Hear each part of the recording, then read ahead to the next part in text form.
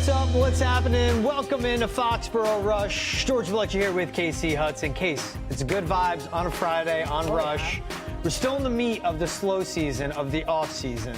Yeah. But we got plenty to talk about today. But first things first, as always, how are we doing today? We're good. I feel like I haven't seen you all week. Not that the It's a good thing for you. No, that's a good thing for you. It's not. That's why you've been in such a good mood. No way. That's why office morale has been up. The one day that I get to see all of you guys, I come in here like a tornado complaining about like minute things, and then I ran out the door and I was like, I didn't even really say hi to my friends. You know what? That's life. I was like, you know what? I get to work with George. What do they call them? It's sounding boards, right? It's the walls of our setup here. This bar here, the Foxborough Rush Bar. 100%. Sounding boards just shout the complaints, and we take them in. We go, yes, sister, we get it. We understand. We go. How peaceful was your week without me? It was very peaceful. There you go. See. To the extent of I had to work with Travis Thomas all week, so it wasn't peaceful that much. But it was good. We had a fun week on Rush. We'll wrap it up with a good one. Yeah. We'll be talking Drake Maye and his teammates working out in the offseason, who was there, who wasn't, what it means. It may mean nothing. It could be something. Whatever. We're going to talk about it. I agree, too. It is something for certain guys. Also hear from Robert Kraft as well. He appeared on Julian Edelman and Rob Gronkowski's show, so hear from them. Christian Gonzalez. It's been a while since the Patriots have had a top 100 player in the NFL top 100. Voted on by the peers. It's a game-recognized game. He cracked it, top 90. We'll talk about that as well. As always, we get into the mailbag. And then we alluded to it in the past episode. We'll get into quarterbacks. You know, there's always those like Forbes lists, like 40 under 40, 50 under 50, 30 under 25, like all those lists. There's so many. It's like being a New York Times best-selling author. Like everyone has it. The milestone. Except me. But not yet. We'll get into the top quarterbacks, appreciate you, under 25. So let's first start with Mike Vrabel, before they started the offseason or got to this part, this lull, you know, the away time before they get to training camp, said the 5 most important weeks of the offseason are the ones that lead up to OTAs, because that's players on their own, at home, away from the team, training, preparing, getting in shape. Yep. And that means they either have to catch up when they get to camp, or they're ahead of schedule, or they're right on schedule. Yeah. What's been exciting to see is Drake Maye and the Patriots, well, his teammates having off-season workouts, getting together on a high school field, it looks like. And we saw the group photo. That was the big one. Mm-hmm. In the group photo, we saw it was Drake Maye. You see it on your screen. Josh Dobbs. So QB1 and QB2. Rhamondre Stevenson. Stefon Diggs. That's big. Kendrick Bourne, Kyle Williams, Demario Douglas, Jalen Polk, and Hunter Henry. Rookies, vets, second-year guys, backups. It's important for them to put that off-season work together. Just first things first, loved seeing this. Drake Maye getting literally the band together to put some work in. And you know this is something where all these guys live in different spots, moving from different areas. Yep. That's not they show up to a field and go away. They're probably spending multiple days, multiple nights together too, which is important. Yeah, they're making a grand effort because they're switching either their vacation routine, or a lot of them got those vacations knocked out of the way as soon as OTAs and everything wrapped up. But what I love about this as a whole is we talk about Drake Maye being a young quarterback who needs to make an impression in this upcoming season. So to have that list of guys corralling behind him, showing up, making sure that this is a point of emphasis in their off season, I think it kind of starts helping him get that step in the leadership direction, you know, because at the end of the day, Drake Maye is going to have to start to find his voice as a competitive quarterback in the NFL. Yeah. And if you look at his press conferences and his interviews and stuff, you can see little by little how it's come together, how he's trying to slow down his pace a little bit, how he's trying to vocalize certain things that are going on in his mind and speak on his teammates. And he has this ultimate positivity to everything that he says. But getting this offseason work, getting to know these guys on a different level, having them show up for you, the young quarterback, so that you can kind of fine-tune what that leadership looks like, how vocal you're going to be, how receptive these guys are to certain kinds of vocality. Like, this is a great step for a Patriots team that kind of has some big expectations on their shoulders considering. Yeah, this is, I mean, you have a second-year QB in Drake Maye. You have a vet in Josh Dobbs. Rhamondre Stevenson entering year 4, 5 in the league. Stefon Diggs, a vet. Kendrick Bourne, a vet. Kyle Williams, a rookie. Demario Douglas entering year 3. Jalen Polk, year 2. Hunter Henry, a vet. Mm-hmm. It's a mix of guys. Guys like Kendrick Bourne, I think this is important, and it's an underrated part of him being there. I think he's going to be a big contributor to this offense. Right. I think he could be a trade deadline piece depending where the Patriots are. But overall, he did really well in Josh McDaniels' system. He's that all-around Josh McDaniels type of wide receiver. Mm-hmm. For him and Hunter Henry, 2 guys, and Rhamondre Stevenson, who have played in it before, to be there with the guys, along with Josh Dobbs, has that West Coast background. Yeah. For them all to be together is important. Teaching Drake Maye, the other guys, the nuances of route running, getting open, and the connection. But to your point, too, This is something that, I mean, Tom Brady always did it, I think, up in Montana. Oh, I already have that whole story ready to go. Oh, wait, did you run into him in Montana? No, not in Montana. He actually did it in Tampa Bay. So him, Blaine Gabbert, and like 10 other players. Oh, when he got to Tampa. Yeah, Mike Evans, Evans, go, pull on the Tampa time. Look, Yep. I tried to. Brady I didn't never even say did the it. city. I didn't Brady even try never to say did the it city. in his 6 Super Bowls he won with the Patriots. Never did this. When was it most important? It's when 6 I Super call for Bowls. it. No, I'm just kidding. When I call for it. But I was just going to say, like, Berkeley Preparatory, because I played soccer at Berkeley Prep for a hot second. Did he just do it at Tampa? Yeah, because they're in Tampa. Like, why would he go elsewhere? Why? You're in a good place, good weather. Exactly. But as soon as he got there, he rallied up the troops, and we were talking about it as media to be like, who's going to show up and go, play off-season with Tom Brady and kind of start getting on base with what he needs and what he wants. And it was good to have your QB2 out there, because on certain games that you want to game plan how many reps you actually want your QB1 taking, you can actually rely on the guy behind you. So It was a huge conversation. It was Blaine Gabbert, it was Mike Evans, it was Scotty Miller, a guy who was kind of always last chance you, fighting for a position, trying to be more than a special teams guy. So I only point this out because it helped tremendously. There was so much heat on the shoulders of OC Byron Leftwich. I mean, a lot of people thought he couldn't call a game for the life of him. Then you've got Tom Brady coming in. We weren't sure what the dynamic and the tandem was going to be between those two. And then the season was opening up on the road versus the Saints, who were, notable at the time. Yeah. So it helps because it brings everybody up to speed even more. But the press conference that we got to have with Brady after that was what I just mentioned with Drake Maye. They get to learn, like, they're not going to take anything offensive. They're not going to be able to take anything out of context. This off-season training out of high school, you get to learn each other so keen that like, you're taking away extra moments of decision-making, extra moments of hesitation. You're finding a way to be so much more efficient and impactful right out the gate. And this goes back to, I remember the Tom vs. Time documentary that went out too. There were the clips of them when they were in Montana. It was Tom Brady, Julian Edelman, Danny Amendola. That's how you build trust. Yeah. You spend all this time in the offseason with these guys. You connect with them.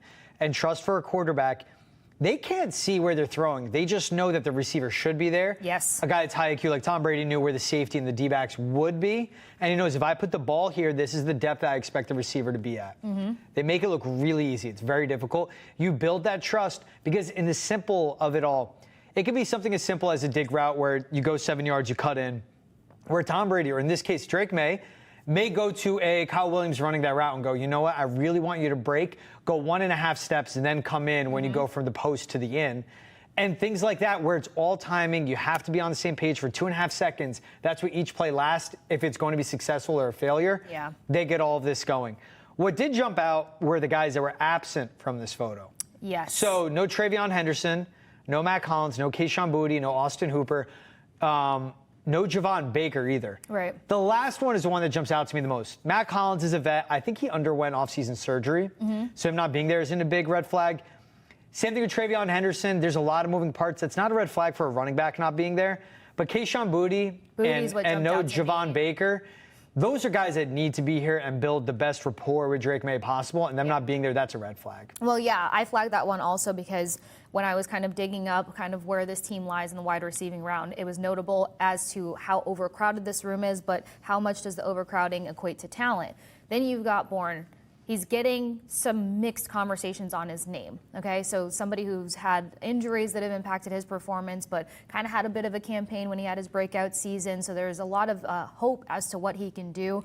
Has that reliability sometimes in the Patriots system and then being able to pick things up a bit quicker. But his name is kind of bottom of the list in terms of like whether it would be Boutte or him to be one of like the top 5 cutoff wide receivers to make progress, to be a part of this roster moving forward. When you've got a Bourne out there trying to make sure that he's getting on task with Drake Maye and the rest of them. And look, whether you love Stefon Diggs or not, he's got a veteran IQ that can help with other guys. So you're out there with a group of people that are trying to like make a case to say that this is a winnable team and roster right now. Boutte not being there is why that stuck out to me, because if the competition comes between Boutte, Bourne, and like a few other the names that sit at that 5 spot, something as much as off-season workouts with the crew can knock you off. I mean, Javon Baker was a guy that couldn't even be active on Sundays, like let alone getting reps at practice, and he's not there. For Kayshon Boutte, I think the talent's been there. It's just always been the work ethic, and this is just like another one where him not being there, to your point, that guy was the best receiver on their offense last year. Now, it's not saying much because the offense was so bad, but still, he was a down-the-field target over the middle that Drake Maye trusted, and you're not going to be there. Like, he should be lock and step, attaching his hip to Drake Maye, because he was good for the worst team in the league last year, offensive talent-wise. That doesn't mean he's going to have a long career because he had one good year, again, on a really bad offense with a rookie QB. He needs to attach himself to the hip to Drake Maye, because if Drake Maye likes him, it's like an Aaron Rodgers effect where wherever he goes, he'll bring his guys. Like, you should be building that. But to me, yeah, them not being there, that's a big red flag. Javon Baker just, again, wasn't active on Sundays, still looks lost from what we've seen in the voluntary workouts. Training camp, he's the guy for me to watch of. Is he on the same page as the entire offense? Right. What reps is he getting? How many reps? Because that's a guy that has a lot of potential, but he was a late draft pick for a reason. He transferred out of Alabama to UCF for a reason. Yeah. And there's a reason for that. I think we're seeing it again here in New England. Yeah, and honestly, like, just to go back to what you were saying about quarterback timing and stuff like that, what if Drake Maye's release gets a hair faster? Yeah. You know, these offseason workouts help with that. So now you got a Keandre Bourne who's getting in sync with his release time and being able to be in that position, in that spot as expected, where then you got a guy, and then you talk about work ethic. All of these pieces are going to be so important. I feel like Drake Maye's probably not putting that kind of pressure on himself because he just seems to love the game right now. But if these guys find a certain pace that everybody's going to be playing catch up on, that's going to be a dangerous position. Not to pivot away from wide receivers, but you know what else stuck out to me? I don't think I saw any offensive lineman names on the list. Yeah, it's fine. I don't think so. Tom Brady had offensive linemen out there with him It was in Tampa, like in their backyard, though. No, who was it, like Berkeley the center Prep, with him? Ryan Jensen. Where's Berkeley Prep? Berkeley Prep is a high school in Tampa Bay. So I'm saying it's in Tampa. Like, they live there in the off season. I don't know where this was. Well, You're going to have like a center fly all the way out. Like, yeah, it's fine to have the snaps. I don't think it's that important. you don't? No, it's that fine. plays into timing. That was that was half of the commotion with Tom. It was there was the towel, it was the baby powder, and it was the timing. Yeah, and they'll get that down. I'm not worried about that. Well, I don't know. It's the With this same of, like, offensive line still being in a questionable position, I would want to see some O-line guys out there. When he was in Montana, when he was in Montana, he didn't bring offensive linemen out there. I think you just go, this is the bonding time for the skill guys. The I offensive want to see an linemen, O-lineman out you'll there. get a steak dinner with them when you're back in New England. That's the thing I like about it. At least for morale, I want to see one O-lineman You know what? out there. I like this. I like this edge you're going on. I like this angle. I will die Drake on this Maye, hill. We're trying to find a flaw with him. I love Where's him. the man that would die for Drake Maye? Is Drake Maye not a good teammate? Is he not well respected? Is that where you're going with? Or was he No. still I'm not going with all that. Okay, I won't put I'm words not in your inserting mouth. any drama. I swear. I'm just saying. You kind of just did. Where's the offensive line? I just want to know where they're at. What are they doing? Because they're not sitting in top Lifting 10 weights, conversations. eating a lot of potatoes. Hanging out with your quarterback should be on the list. It's fine in this setting. All right. If you give it approval, we'll go with it. Maybe they're back at the house, crushing beers when the guys get back. They've to got the party. grill heating up while the skilled positions come back. Offensive linemen put on weight. They don't got to run anymore. Oh, my God. Bulk up season. Terrifying. Hey, this is a fun thing to hear from. Enough of the photos. Oh, wait, also, we do have the video, I believe. Do we have the video? Oh, yeah. My producer, Brendan? Cool. Wait, is there the video of the Drake Maye? Yeah, pull up the jet ski video. Here's the thing I love. So it's Drake Maye jumping off what looked like a tube. Rhamondre Stevenson navigating a jet ski. One hand grab over the shoulder. Look, I don't know. What's more impressive? Drake Maye to Rhamondre Stevenson against Tennessee, or Drake Maye to Rhamondre Stevenson on a jet ski? I don't know. One forced overtime. The other one looks really difficult. I'm going to say jet ski, but my only thought that came to mind is, like, he secured the ball. Yeah? Yeah. So And caught it? He caught it on a jet ski. This is a wet football, too. Like, how difficult all of this is? Look at this. He can secure the bag. Look, I don't know, like, wherever they were, this is a lake. There's no way that's the ocean. Drake Maye being from Carolina, I would guess, there's a massive lake out there. I'm blanking on the name. Massive lake in Carolina. But anyhow, this is also... Lake Norman? Yes. Yeah. Good call. I did a 4th of July there years ago. Probably was a lot of fun. It was sick, yeah. Yeah. I need to get to Lake Norman. I've seen how big it is. Absolutely. Body of water, find me there. That they work out, but it is, again, and this is what I think is important, you see them spending a lot of time together.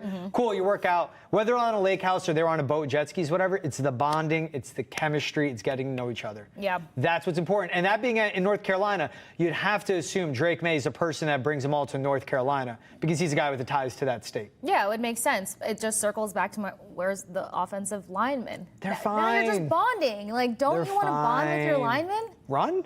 Bond. Oh, bond. Yeah, I thought you said run. I was like, you think they want to run? No, they don't want to run, but I would love to see them bond more. But no, you're totally right on that. Like, them being there with him, probably more so on his turf too. Again, it just kind of ties back into find out where he's from, who he is, meet his family, all that. Exactly, which elevates him as a leader, as this QB1, as the captain of this ship, and I love it. Day one, or whenever Drake Maye talks for the first time at training camp, can you go down and ask him, Drake, where were the offensive linemen? I would totally go down there and ask that. I'll run your assignment that day. Now check out this soundbite. Here's Robert Kraft, Julian Edelman, and Rob Gronkowski. This was at Fanatics Fest, but on the Dudes on Dudes podcast. Listen to it right here. This is Robert Kraft talking about this upcoming season and Mike Vrabel.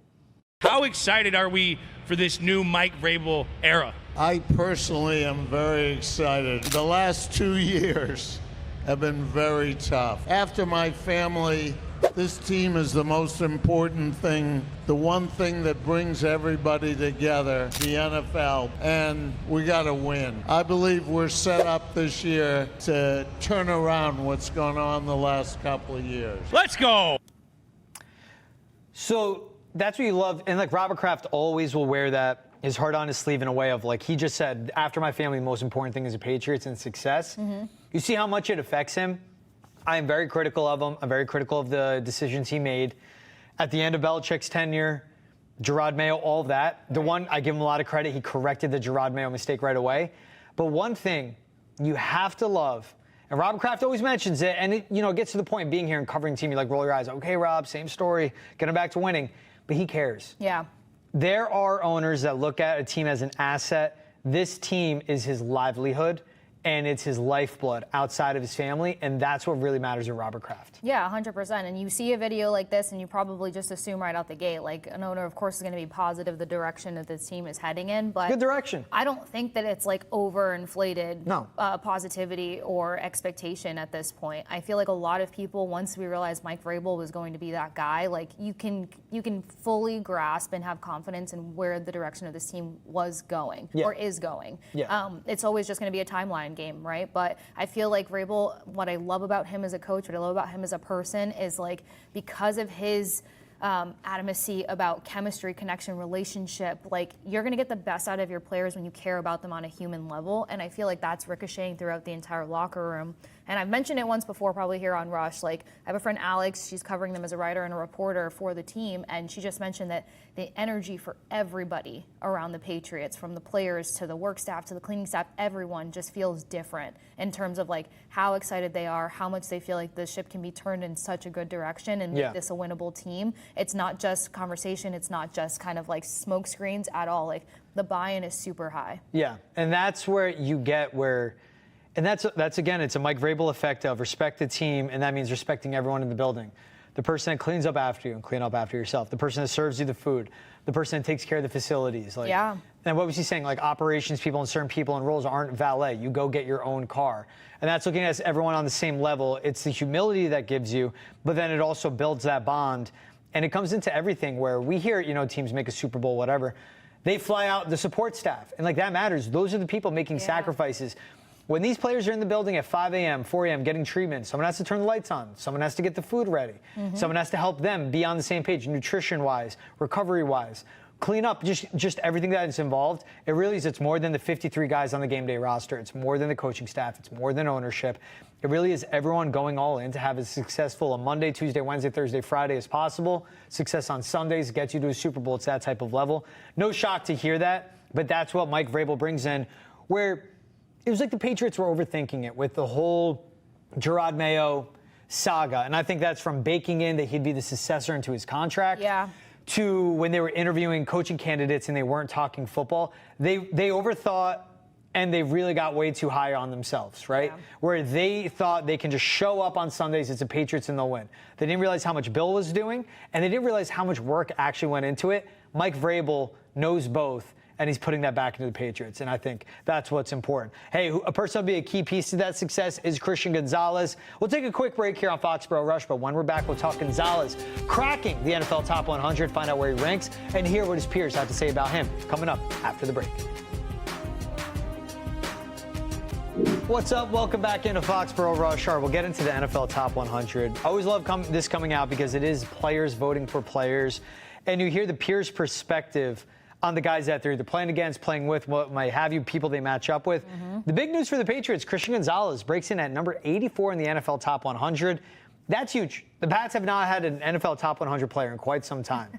For Christian Gonzalez to make the list, for them to have a player makes the list is one thing. For it to be Christian Gonzalez, who's on the precipice of being a top 3 corner in football, who is fantastic in his sophomore season, this is huge for the Pats. What do you make when you saw this, that he ranked number 84 on the NFL Top 100? I was, for one, very excited about it. I used to geek out over this Top 100 to be released all the time, but my favorite part about it is getting the players' perspectives on it, because you actually hear what's going through their head when they have to match up toe-to-toe on plays. And I think that's what makes it even better for Christian Gonzalez, because you're talking about somebody who reputably, through other players' mouths, has been called a shadow when he does coverage. He just turns into a wide receiver shadow, and Best that's a sick compliment to get. I know that 84 might seem a little kind of dragged on the list, but like you said it, he's coming off of his sophomore campaign. He's had one good season. One good season with a team that's been God knows what. You know what I mean? So it's very realistic to land here because the climb can only go so much further, and I wouldn't be surprised to see him be above 50 next season. And this is also for him to get recognized with this defense being one of the worst in the NFL last season. The pass rush was terrible. Every layer of this defense was absolutely awful. And he was a lone shining spot. That says a lot about him. We have the audio right here. Here's Bills cornerback Teron Johnson, Ravens cornerback Marlon Humphrey, and then Arizona Cardinals tight end Trey McBride. Here's what they had to say about Christian Gonzalez. It's a hard system that they run, so he's definitely like following a lot of number 1 receivers and watching that. I mean, that's always going to be a challenge when you have to go against number 1 receivers every single game. Seems like even when he might not have a step, his closing speed is next level. You know, lockdown corner for the Patriots, and a guy who's a great player, so he has a bright future in this league, and I'm excited to watch that. What I loved was Teron Johnson going with the system they run. He's picking up the number 1. And then when Trey McBride was talking about the prep for the Cardinals that they had for Christian Gonzalez, he was like, that's a guy that was on our radar all week. That's what you need. Like, you need the guys that keep coordinators up all night. Patriots had none of that on their defense except for him. They had none of that on their offense at all. But you hear from really good DBs across the league, and then somebody's matched up with him to Trey McBride. Yeah. It's something where he is so dang good. He has such good hips, his hands, his athleticism, his length. It all lends to being a really good corner. Now, this season, what it should be, he'll be playing with a better pass rush, a better cornerback, too, in Carlton Davis. Heck yeah. Much better safety play that's also healthy. That's what's big, where, yes, he's 84 now.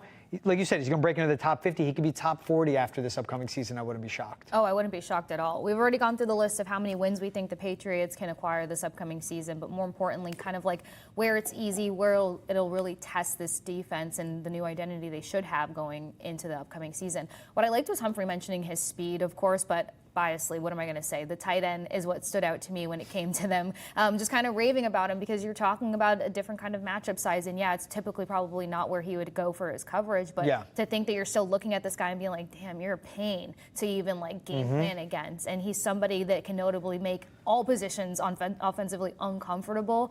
That's why I'm like, you're breaking into top 50 next year. But it's also the fact that like now kind of getting a bit more sturdy defense playing in front of you, like it could free him up in a number of ways to where he could be that much more dominant or be that much more confident going one-on-one with the top wide receivers. Like, I was looking at comps in terms of like AFC, and AFC is arguably one of the most competitive, especially like we're trying to see where they're going to stand AFC East-wise. But if you're talking about somebody who can compete and shut down Bills wide receivers consistently and how they're going to be uncomfortable game planning against him, that's just going to help this team as a whole, but it's just going to shoot his numbers through the roof. It's also that in the matchups they have with, like, in the Dolphins, it's Tyreek Hill. With the Jets, it was Devontae Adams. And in the same video, I loved what, like, he's breaking down how he was covering a Devontae Adams. He goes, I watched on film, I came with the plan. They're on the goal line, and it was him disrupting Devontae Adams' timing at the line of scrimmage, where he is one of the best release packages we've ever seen in football. And the athletic play he had to get around, where he throws off timing in man coverage and bats the ball down against one of the best receivers to ever play the game, again, in Devontae Adams, who at his age is still sick and is still a fantastic player. But that's a Gonzalez, like, that's what he's there for. Yeah. They have their number one receiver, you throw him on him, and then he erases them from the game. I just remember the play he made against Marvin Harrison Jr., too, against the Cardinals, where it was a perfectly layered ball by Kyler Murray. Gonzalez got his hands in perfect timing. He was behind on him. It's kind of a lose to Marlon Humphrey at the closing speed. Closed the gap, got back. There was no separation, but shot his hands in perfect timing. It's the IQ and the timing, where it was a PBU. What should have been a touchdown, because MHJ is that good, but Christian Gonzalez ruined that. And that opens up everything for the defense. And, like, that's what he does. It's so crucial. There's the pillar positions, and it means something. It's the guys that affect the quarterback, as Vrabel says it. Quarterbacks who cover the receivers, and pass rushers who get after the quarterback. And then you have left tackle, quarterback, and, of course, wide receiver on the opposite end. He affects the game, and he's just such an important cornerstone they have for this franchise moving forward. Yeah, and then two things pop off from what you're saying right now. First of all, who doesn't love a film head when you've got a team that's kind of trying to rebrand themselves in a few different ways? That's the guy that you can count on no matter what's going down in a game. Or that's the guy that you look at and you're like, dude, you're my best friend when it comes to situational football because you've got the eye and you've done the film study. But then I also look at the fact that you talked about batting down passes. Like, that's so infuriating as a player when, like, your passes are being, or when you're trying to receive the ball and it's getting batted down. And then think about how many young wide receivers there are in the AFC heading into this upcoming season. Guys whose heads that he can probably get in a little bit quicker too. So I kind of look at how he can edge out. Yeah, still very young himself, but he's going to have a different air of confidence about him now, being more familiar with what is expected at the NFL level. But then, like, when you look at the Jags and a few other teams, you've got guys that are going to be heavily relied on that are young, brand new to the league, and Christian Gonzalez is going to be a pain for them to go up against. Yeah, no, he definitely will be. And that's, again, even who's on their schedule, when it's the Ravens, the Bengals that they'll be facing this year, matchups like that. And even with its other opponents, you know, when you go across the NFC, Atlanta Falcons with Drake London, like, this is a guy you need. The receiving position, it's getting deeper. It's more than first-round picks. It's now second- and third-round guys that are emerging as really good in the league. And what you need in a cornerback is someone that can shut them down and take them out of a game plan. He lends to do that. And again, his injury he had his rookie season was a shoulder injury. It was something that happened by him being late in the Cowboys game. Shouldn't have even still been in the game because they were getting blown out so bad. Right. But that's the only medical red flag we've seen. He put together a full second year in the league, and on a really bad defense, he was a guy that was a leader, and they're clearly the best player on that side of the ball. And it's just, again, it's important that guys like that, when you check the box, you hit on a corner draft pick. First-round pick he was too. When you hit on your quarterback, like I think they have with Drake Maye, if they hit on Kyle Williams, if they hit the same thing when it comes to Will Campbell, like, all this adds up, and then that's how teams consistently be good. It's these first-round picks, it's these third-round picks coming together. He's really young. He's about to play his third season, and he's only getting better. Yeah, and I think it means more the fact that he played in such a bad defense and still was as impactful as he was, and stands out to make a list at 84. Like, I think that plays heavily because when you have support, when you don't feel like you have to be everywhere and everything to a team, I feel like that's why I stand by the fact that he's going to take that next step. He just continues to grow. He was really good when he was in Oregon. And the fact that he fell to the Patriots in the first place was like a godsend, like fell in their lap. The Commanders took a cornerback 2-3 picks before them. Should have went with Gonzalez. They passed on him. I think it was for Forbes. And I'm not even getting into it. I'm getting a blank on the name. But it was probably there originally. I think it was Emmanuel Forbes, actually. And then they end up cutting him. I could be completely wrong. But they went with the cornerback, and he's not with the team anymore. Right. Like, and it's the luck that they had that they landed him. But that's part of it with drafting. Guys have to fall to. Like, look at the Ravens with all the talent they have.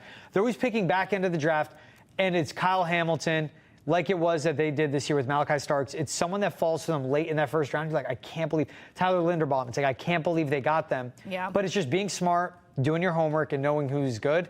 And again, for him to be young and only getting better, like, that's what matters. He's getting better. Drake Maye's about to enter year 3 in the league. No, excuse me, year 2. Exactly. He's entering year 3. Christian sophomore Gonzalez. Baby. Yeah. That's what matters. It's the young talent. It's a cost control contracts. It's a young talent only getting better. Yeah, and I wasn't being rude while you were talking. I wanted to clarify the schedule because I'm looking at some of the young guys that I was talking about in terms that'll have more of a task on their shoulders. But you're looking at sophomore guys and a little bit more of a veteran presence when they play certain teams. But Titans will be kind of on the young side. Bills is the one that I'm eyeing more closely. Dolphins, you already mentioned it. And then as they get down the stretch here, it's Bengals and Jets quite a bit. It's Jamar Chase. It's Garrett Wilson.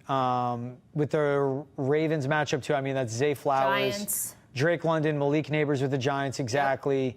Even when they're matching up with the Saints, who are going to stink, that's Chris Olave, who's a really good down-the-field receiver. And now when they look at these receivers in a way of the game plan, they go, okay, we got Christian Gonzalez. Yeah. Fly paper, be the shadow, which, again, we love that nickname. Be the shadow on those guys, and that, in a way, helps them out. instead of being, okay, how the hell are we going to stop these guys? He goes, well, let's start with, we have Christian Gonzalez. How do we help Christian be successful? That's what the game plan is for Terrell Williams every week now as he leads that defense. We'll take another break here on Foxborough Rush. When we get back, we'll rank quarterbacks age 25 or younger. This one's going to be fun. Where does Drake Maye fall in all of that? Who's number one? Who do you think doesn't even deserve to be in this conversation? We'll have that and more coming up right after the break, right here on Foxborough Rush.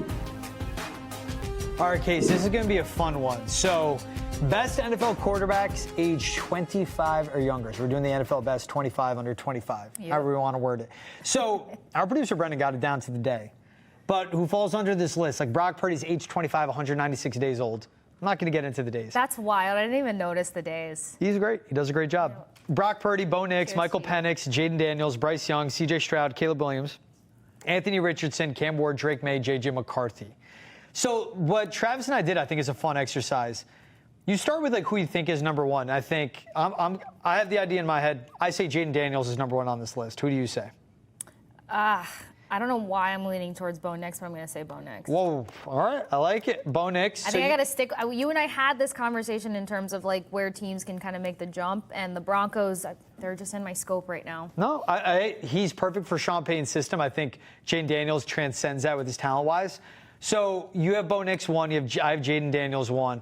Then it comes into, it's like basically you go through something where we will name guys, and let's think about, we know who's number one, but let's name guys, and if we think they're better than Drake Maye. That's the exercise that's fun. Oh, okay, I was like, where are you setting me up to fail here? Well, you have Bo Nix one, so we can't name anyone's better than Bo Nix, which I understand. I didn't know that that's what we were doing. So we'll list the quarterbacks, and I'll go through the names, and we'll say if we think they're better than Drake Maye or not. Okay. Brock Purdy. Brock Purdy, better than Drake Maye. Crazy enough, I'm going to go with no. Wow. So I will go with a yes just because he's proven multiple seasons, gone deep. His ceiling is not what Drake Maye's is. But again, we have one season of a Drake Maye body of work, right? Yeah. But so it's 25 or younger, Brock Purdy. So Brock Purdy's first tap to help out the 49ers. Yeah. Wasn't he a turnover machine? No, he was fine. He was just like running the system, and he runs it very well. He's more of a system quarterback where Drake Maye can like transcend and in spite of a system succeed, or like everything going wrong around him. I feel like I saw a little bit more mistakes out of Purdy, but he had the talent around him to protect some of those mistakes. Yeah. Where like what Drake Maye had to step into, of course there was turnovers. Yeah, but he had a lot of mistakes working with too. A completely thin and naked. Yeah, awful offense, talent. awful scheme, awful coaching, awful everything. So if you match talent for talent, I don't know. Sizably, I like Drake Maye. Talent, Drake Maye's more talented. Yeah. So we can look at it that way. We could go on the talent basis. All right, so no Brock Purdy then. I'll meet you there. Okay. Michael Penix better than Drake Maye. I say no. I was going to say no, but we've seen a sample size. I like him, but I say no. All right, Jaden Daniels better than Drake Maye. Yes. Yes. Yeah. He's very good. He came in more pro-ready. He's further along in his development. Over the long term, we'll see who's better, but right now, Bryce Young better than Drake Maye. No. C.J. Stroud better than Drake Maye. I say yes. He can sling it. Yeah, he can sling it, and Different I feel like skill he set. did a really good job considering there was so much pressure on his shoulders this previous season, and he had a ridiculous offensive line playing in front of him. Didn't help him at all. So campaign-wise, I think that like he's super talented. C.J. Stroud's going to be really good. He can sling it. He's very accurate. Has a good deep ball. Understands the system. Very different skill set than what a Drake Maye brings. Yeah. Where Drake Maye, I think, has better arm strength. Definitely more athletic than C.J. Stroud.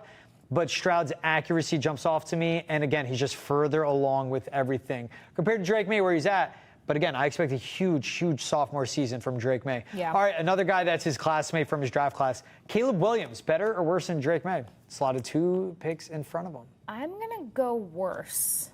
I'm going to say no for Caleb too. Yeah, I'm going to go worse because I feel like he has all the talent in the world. I conversation- think he's more talented than Drake Maye, but it matters what you can do post-snap, pre-snap and post-snap, and Caleb's not there yet. Post-snap, and then it's also attitude when it's just like not working out for you. Like again, Drake Maye wasn't dropped into a good situation at all, and you got to be able to keep your head on. Not that he didn't. He handled a lot for the Bears, but Drake Maye. For Drake Maye to weather the storm that was his rookie season, and we never saw him falter at all. Yeah. Like, and it's also coming on the heels of like the Mac Jones meltdowns that we were The contrast is so there. Oh man. So yeah, I just couldn't. Caleb Williams, and it was tough. I mean, it was an awful offensive structure that the Bears had. We still had a lot of talent around them. Anthony Richardson with the Colts, better or worse than Drake Maye? Worse. Yeah, he's worse. Is Cam Ward better than Drake Maye? No. No. We haven't Drake seen Maye's next anything on the yet. list. Is J.J. McCarthy better than Drake Maye? Yes. No, I'm kidding. Okay, I was about to be like, you just said you didn't He's see anything coming with back Cam from Ward. injury. No. We didn't see anything either. And if you're the Patriots, you would take this. Give or take. Oh, wait, real quick. So Bo Nix better than Drake Maye. You think Bo Nix is better? Yeah. That's fair. He's super athletic, and I like that in a quarterback. Not to say Drake Maye isn't, but again, like Bo Nix was dropped in a situation where they were like, this can be so hit or miss. I mean, they weren't even expecting him to be the QB1 for the Broncos. So to just see like how coachable he is with his athleticism, I'm a fan. If you're in the window of the 49ers and it's win now, I mean, they're entering a rebuild. But what the window they were in, you would take a Brock Purdy over Drake Maye. But if you're in the window of a team that's a rebuild and your success is 2-3 years down the road, you're a Patriots fan, you love this. Out of all the legitimate, relevant quarterbacks that are 25 years old or younger, Drake Maye, in our eyes, here on Foxborough Rush, is the fourth best 25 or younger, and that's with Jaden Daniels, who just is fresh off an NFC Championship game appearance.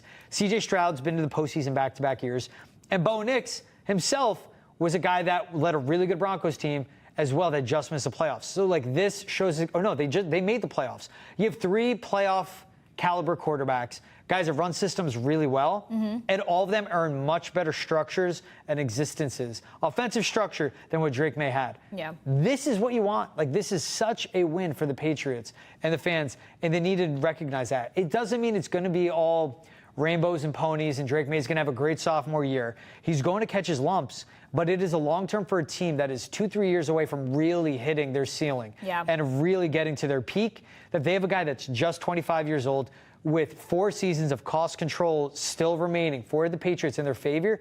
That matters in a lot of the restructure of this team. Well, look, I was able to put my thoughts into like a better structure, we all hope. So looking up Brock Purdy's turnovers and all of that stuff in comparison to Drake Maye. So Drake Maye just came off of his freshman campaign. Brock Purdy coming off of his 3rd year in the league? 3rd or 4th year? No, he's 4th. 4th year, there we go. So this previous season, through 15 games, 12 interceptions, 11 turnover-worthy plays, and 13 fumbles. Then you're looking at Drake Maye. Through 10 starts, he had 15 interceptions. So considering like the management of the ball, if you compare it statistically, like what one guy is doing 4 years in compared to one guy 1 year in, like that's why I'm over here like I would choose Drake Maye over Brock Purdy. Yeah, and this will be his 4th season And he had more talent starting. to rely on in San Francisco. Much more. Better offense. I mean, he had one of the best left tackles, if not the best left tackle in the game. I say Tristan Wirfs, but you'll take who he has protecting his blind side. I'm not going to go against Tristan Wirfs. Yeah, of course. He's a stud. And then it's also with Kyle Shanahan calling the plays in the overall structure. Again, Drake Maye was in spite of. Success he had was in spite of. Guys we've seen have success, like a Bo Nix, is because of. He had to land in a really good spot, and he did with the Broncos, and he's playing really well. His deep ball's grown so much over his rookie season, but he's succeeding because of Sean Payton in that system. Drake Maye succeeded his rookie season. It's not by wins and losses, but succeeded in spite of what Alex Van Pelt and Gerard Mayer were giving him every Sunday. Yeah, I could totally agree with that. Now, would you take it as far to say that like 25 and below is massively young? And I know we're trying to be rhythmic with the 25-25 thing, but 26, when you look at that age, you're talking about like a Justin Fields or a Jalen Hurts that just came out of the 25-year-old category. How would you weather him versus, let's start with Justin Fields just because like now what? Oh, definitely I would take him over Justin Fields. I would take him over Justin Fields. Yeah? Yeah, Justin Fields has he's good enough that he'll last in the NFL. Okay. But like Drake Maye is the reason you're going to be a contender and you're going to win football games. Justin Fields, you can win games with him. You can win games in spite of him. I don't think he's a because of guy consistently. Drake Maye is a because of guy. Okay, so you don't think Justin Fields might have like a little bit of an edge playing behind like maybe a better fracture of an offensive line? No. And I would take Drake Maye over Justin Fields 8 days out of the week, and there's only 7 days. All right. You This know? is not me pitching for Justin Fields. I'm clarifying. I stand 10 toes down. Give me Drake Maye over Justin Fields 10 days out of the week. All right. And again, there's only 7. Now, Jordan Love hits the 26-year-old cusp. I love Jordan Love. I really do. They're both so talented, similar skill sets. Jordan Love, a little better arm strength. They're both up and down. Like, I think that's a perfect comparison. That's where you got to go preference. But, man, I mean, I like what I see with Jordan Love. I just really like what I see. And this is me being in the day-to-day with Drake Maye. I would take a Drake Maye over Jordan Love. I think that's a good comparison. Because Jordan Love, like Drake Maye, he's had the flashes. He's had the really big games. But he's also come up short, but he's also been often injured, too. His offensive line play. And he's lacked support when it comes to those wide receiving room being healthy most of the time. Yeah, or Christian maybe I'm Watson's still harping out, on Watson. but it's like it's Dontavian Wicks, it's Jaden Reed, it's Tucker Kraft, it's Luke Musgrave. They just got a Matthew Golden. Romeo Doubs is really good. I like Doubs against zone defenses. Like we've seen Jordan Love light up a Dallas Cowboys defense, but we also know like Stephon Gilmore wasn't healthy in that game dealing with the shoulder injury he got surgery on. That defense was bad all season, and that defense was terrible the following year. So I put a lot into that, but also what is not as impressive.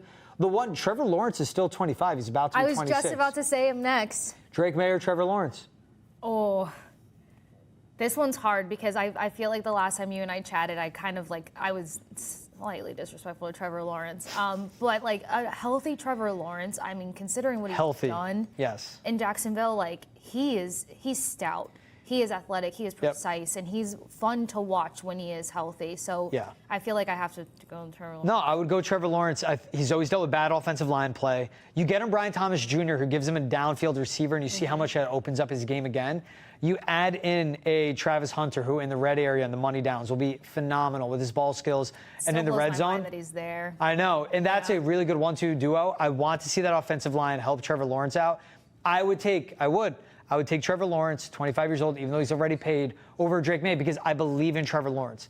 Because when you do look at it, it's hard for you to go, I have no doubt about it, I would take Drake Maye over Trevor Lawrence.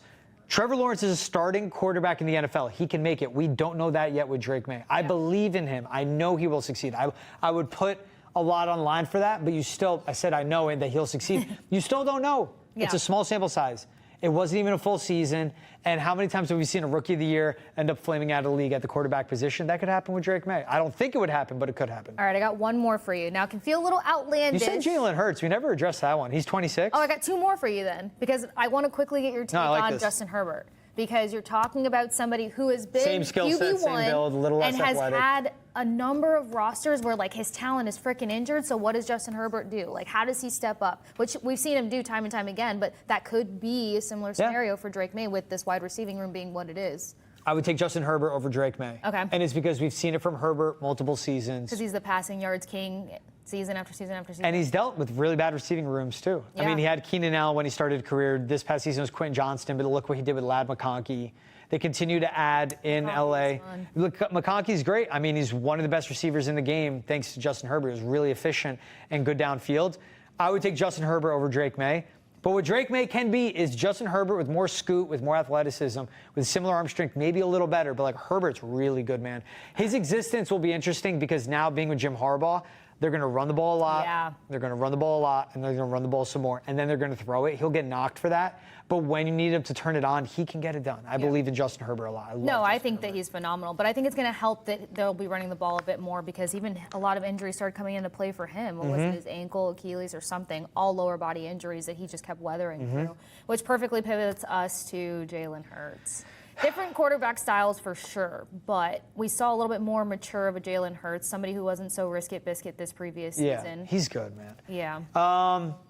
This is a tough one. He just won a Super Bowl, and the fact I have to think about it, that's more on Drake Maye than what I think on Jalen Hurts. I'd say so. Jalen Hurts just won with the Avengers. Like, that team was one of the best rosters we've seen in the history of the NFL. That offense was ridiculous. He has 2 all-pro caliber tackles. He has an all-pro caliber center, 2 really good guards.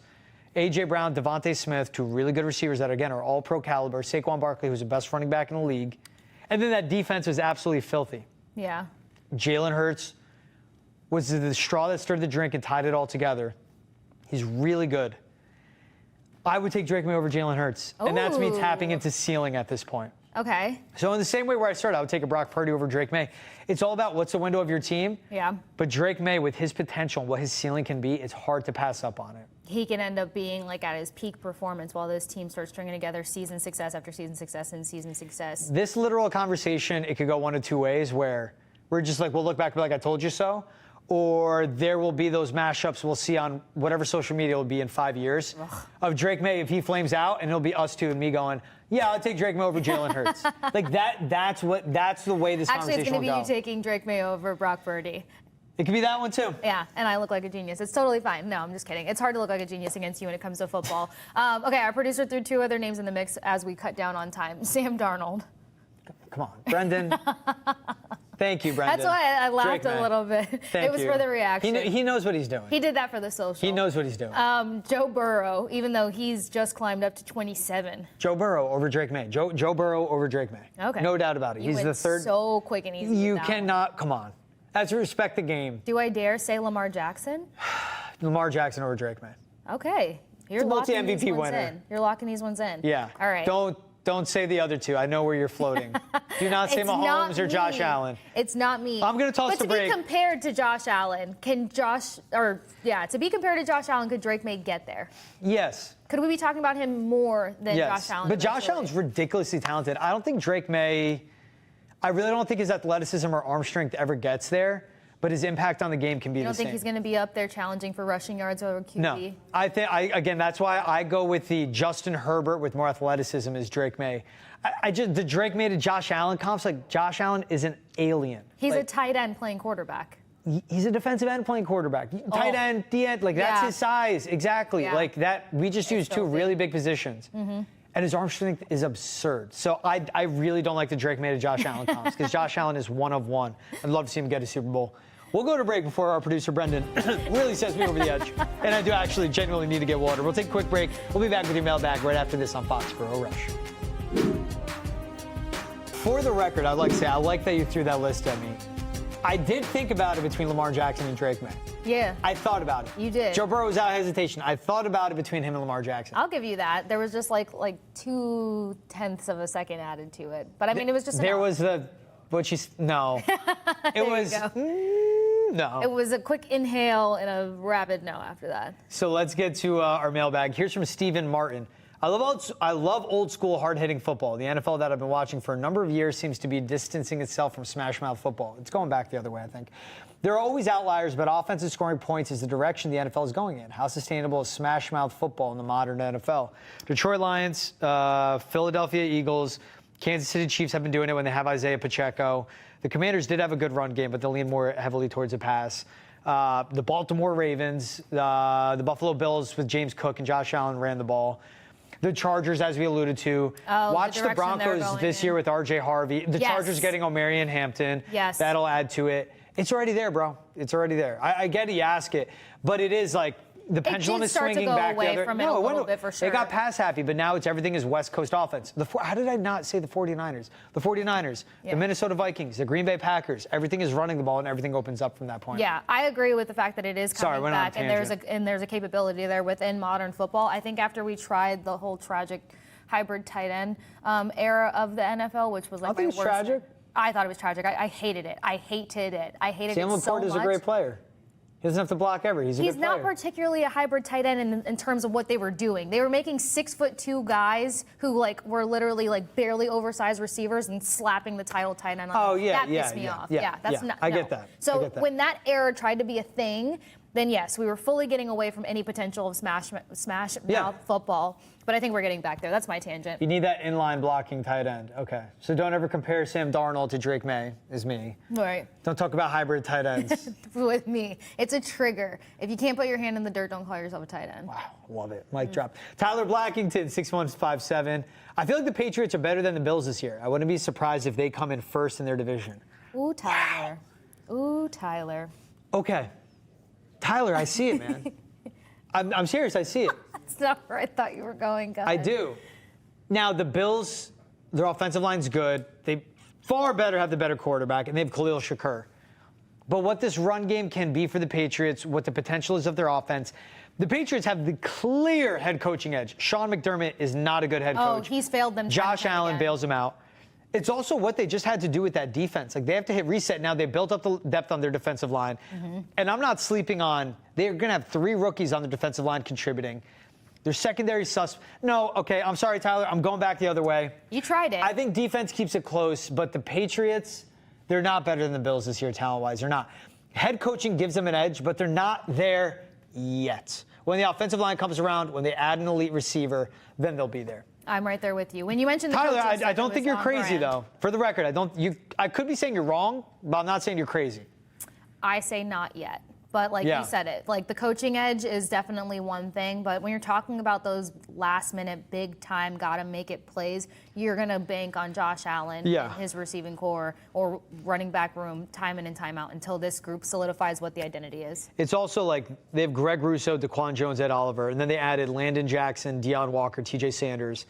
They signed Joey Bosa. They have AJ Epinesa. It's the Bosa thing for me that's just like, They have lines. It's like hockey with lines. They have a second line that's really deep. They have a really They good can top. roll. They have a top 8 when it comes to their defensive line. T Woods _ Put some respect on Pete Carroll's name. You spelt it wrong, T Woods. He built that Super Bowl team from scratch. He drafted all those studs.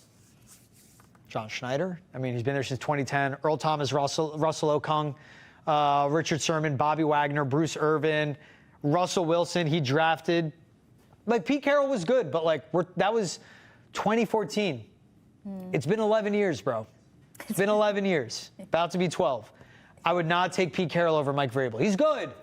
12 years ago. Oh. That's just what I'm saying. I wouldn't take him over Vrabel, but I was a Pete Carroll fan and gal because I'm fine with obviously him, it's my just- brother ended up with the Seahawks for a hot second. Oh, nice. And so it was like, yay, Pete. You like Pete Carroll? Yeah. Yeah, every player does. I don't think you can find a player that doesn't like him.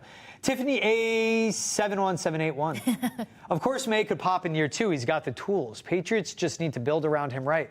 Time will tell, but the upside's there. Yeah, 100%. Total upside. But he needs to hang out with his offensive linemen. I go back to that.